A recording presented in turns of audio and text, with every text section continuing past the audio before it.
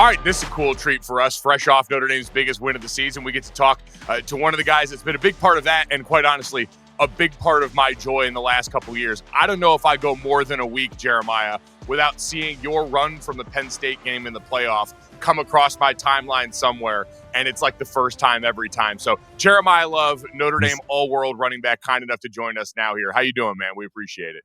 Pretty good, man. I'm glad to be here. Thank you.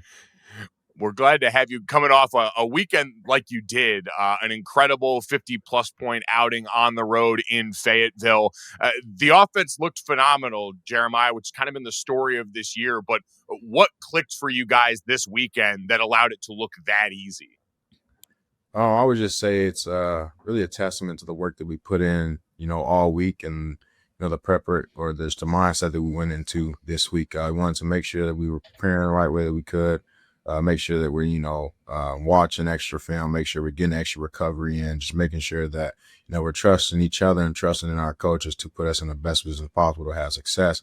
But, this week our mindset was to go in there and dominate, handle the noise, handle the environment, and just be together and play as a unit, play complementary football, special teams, defensively, offensively, everybody just play together and, work with each other to ultimately, put us in the best position possible to, win the game. But, just mindset, go out there and dominate.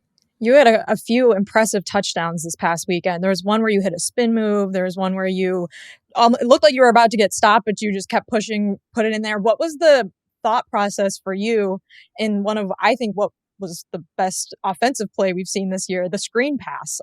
What are you thinking when that is called in the huddle? Whenever we got a play like that called, like I'm thinking like there's probably a very high chance that I'm gonna score or I may get stopped at maybe the 1 yard line. But if I'm that close, I'm not getting stopped. But whenever I see those plays get called, like it's just like I know we're gonna have lots of success because we've practiced that play so many times. And then also, like I got a lot of trust in my guys, offensive line, and the wide receivers, do their job.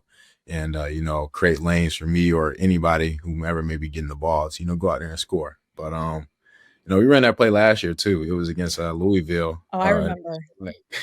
It kind of shaped out the same way. Ran down the sideline for a little bit, set up the blocks, and then cut inside. I mean, last year there was like 3 guys when I cut inside, but this year there were really none. But, yeah. It's another touchdown for the running back room in the last couple of weeks. Each of the last 2 games, you and Jadarian have accounted for 6 touchdowns collectively in that running back room. And most people looking at you guys as rightly the best running back room in college football, maybe the best 2 backs. Why do you guys work so well together in that room where maybe for some others it might be hard to share touches or share carries with someone? I would just say this is just the environment in the room. Everybody in that room wants to see each other eat, whether you're the starter, whether you're a backup, or whether, you're not second or third on the depth chart. It doesn't really matter. Everybody wants to see each other have success. Our coach, Coach Sider, puts us in the best position possible to go out there and have success. Like, that's just what we do in that room. We play for each other.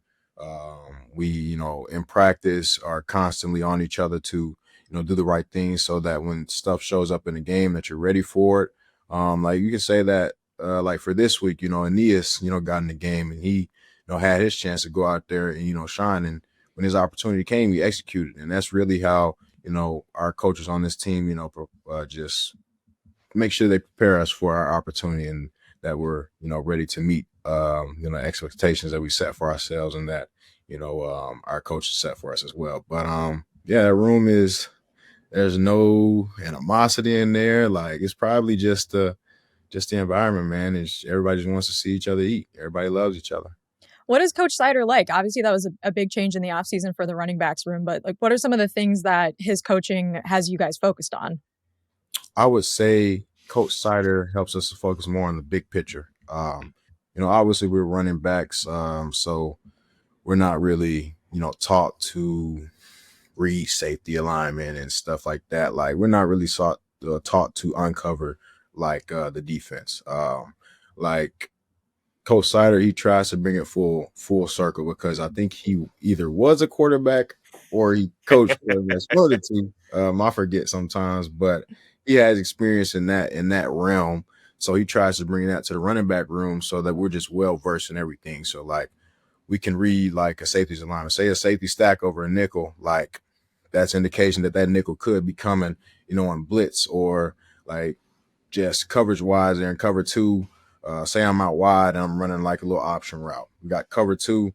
I could potentially come inside and on a little bender, or say we're a man and we got one high safety. I could potentially, just run a man beater route. I'm not going to just sit over here and say like, well, I'm going to run this route or that route, because I'm kind of just giving stuff away. But yeah, Coach Sider brings in, a new realm of things, a new realm of teachings, and just knowledge in general that helps us, be all around backs. Was that a big focus for you? I mean, the coming back this year, just watching so far, I feel like your pass protection has been really great so far this year, and everyone's seen the targets in the route tree for you. Was that something you go to the coaches this offseason and say, I want more of, they come to you, or was that just the natural progression of things? I would say it was kind of both. Like me myself, like I want to be more involved in the passing game. Like I want to be split out wide more, and I told that to my coaches, and they took it very literally, and they just designed some things for me to go out there and do my thing. But also it just comes naturally with everybody's skill set. Like my skill set, like I can be split out wide. I can go run down somebody run into somebody's face if I need to. Like I just have that type of skill set. But there's other guys in the room that have that skill set as well. But it really just flows naturally as well. Like just got a lot of playmakers in that running back room, and just also on the offense and defense in general, and special teams, and very complimentary football team. But yeah, I mean, just skill set. Like it's just all natural. So the offense has obviously been humming the last few games. What does that feel like as a player, as part of that offense, when things just really feel like they're clicking, the quarterback's playing well, you guys are all running well, scoring a lot of touchdowns? Is it just like the sidelines really excited? Are you aware of how many touchdowns you're scoring? Like, what is that like? It's always a great feeling when you're having success, and you're just doing great things. Me personally, like, I love to go out there and score touchdowns. I love to go out there and just, help my team, achieve success in whatever way possible. But just seeing it from like taking a step back and just seeing it from like a holistic point of view, like seeing all the guys in the running back room just perform, it means a lot, because I'm around those guys every single day. I see the work that we all put in every single day, and to just see it all just come to fruition. These past few weeks, man, it's been a really great. It's been causing me to have like some really great feelings about like just this offense in general, and just the room in general. But yeah, I love to see it. Just got to keep putting in the work to continue. Scoring touchdowns and doing great things on the field. But yeah, I just love to see it. I love to see my guys succeed. And then also I like to score touchdowns. How would you describe your quarterback, CJ Carr, someone who has brought Notre Dame fans a lot of joy early in this season? Like I've said before, I mean, CJ is a playmaker. He's very, very confident in his game. He never falters no matter what situation that we're in.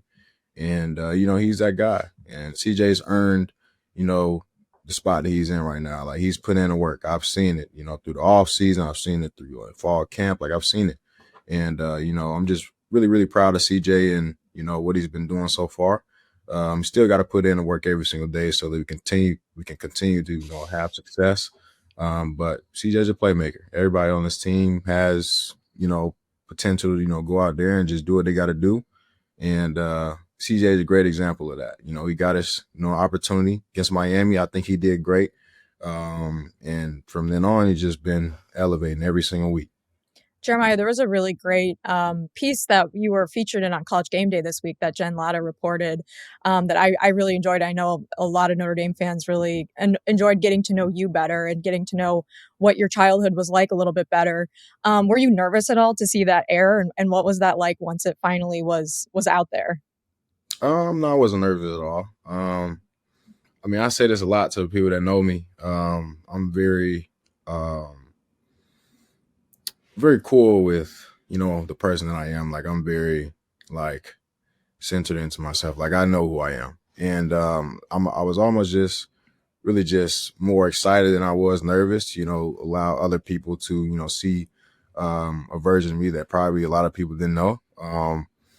And when I saw it come out, it was just like a feeling of just, guess you could say like peace, like um, just allowing other people to, look into my life like they haven't before. But yeah, I didn't really feel any type of way about it. I was excited. And yeah, I hope that, people can look at my story and it could, inspire them to just be themselves, because at the end of the day, really that's what will, allow you to be successful, really just being yourself and having confidence in yourself, and not trying to be anything different than yourself. That's And really all it is. And no, it has certainly worked out well for you, and is a great message for everyone else to see how being yourself can be beneficial. Jeremiah, one of the other ways that's really been interesting for me in watching that is your fascination with the like animation and comic book space. I saw the Monster comics out there. I know you're here on behalf of the folks of Samsung, so I'm curious how those worlds kind of meld together when you're exploring this artistic side of yourself, and maybe how they've helped you do that so far. I would say just the tools that they provided me with. I call it the Fold 7. You can literally fold the phone and you can fold the phone.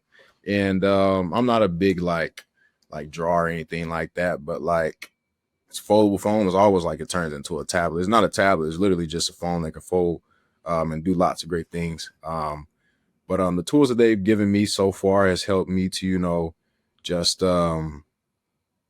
it's helped me to increase my love for the things like, comics and anime and stuff like that. Like I love to watch anime. And I love to read manga. What way to do that than on a bigger screen that you can really just fit in your pocket everywhere. Like if I wanted to draw, like I could draw on there. There's lots of different things that I could do with the tools that they've given me. Very grateful for the opportunity to be a partner with, Samsung, Team Galaxy. But yeah, thus far they've done a great job with just allowing me to be me and allowing me to do the things that I love. Yeah. So this past weekend, you guys went down to Arkansas. Obviously, a road SEC game, never easy. What was the environment like? Is it kind of what you were expecting? I know your teammate, Ty Washington, said that if you shut them down early, the fans will leave. That is sort of exactly what happened. But what was that road trip like for the team? I always love road trips. It's just something about them. I'm able to be with my guys, travel. I love my favorite part about, traveling is really the plane rides. Just, being on a plane with everybody, just being able to talk with those guys and, make jokes and all that type of stuff. But the environment, as far as the game, it was a pretty loud environment. I was thinking that it would be more. I've been in some pretty hostile environments, and I can say it could have been louder. I would have wanted it to be louder so that, when people start to leave, it just means more to me. um, but yeah, Ty was right. If you go out there and, execute the way that we did, the fans will start to leave, and that's what they did. But that's just really a testament to the work that, we put in order to be prepared for that opportunity, because it wasn't like it was, an easy game, or that we came in with the mindset that we're going to go in there and they're just going to lay over. No, we had to put in the work throughout the week, and that work just showed up in the game. And what Ty said would happen, it happened. Uh, well, Jeremiah, we only got about a minute left with you here, but we know last year you guys lost early, won an incredible run that culminated in a national championship appearance. Obviously, this year didn't start the way you guys wanted, but what's been the message from Coach Freeman now as you look out towards a similar opportunity the rest of this year? I would say the message has kind of been the same as last season. It's kind of just a universal message in general. The future's uncertain. Just keep going. You never know what could happen. But as long as you keep going, you'll be prepared for whatever opportunity arises in the future. And that's something that I live by. That's something that the team lives by. And every single day, every single week, we're preparing the way that we need to in order to have success on any given game day or any given day in general. Yeah, we're just putting our heads down and we're working as hard as we can. And when an opportunity arises, for us to, maybe get into the playoffs or whatever it may be in the future, we're going to be prepared for that opportunity. But yeah, we're just working. Well, we're excited to see you back at Notre Dame Stadium this upcoming weekend to play Boise State. And thank you so much for stopping by. This was awesome. Yes, ma'am. Yes, sir. Had a great time. Thank you. Appreciate it, Jeremiah. Thanks, man.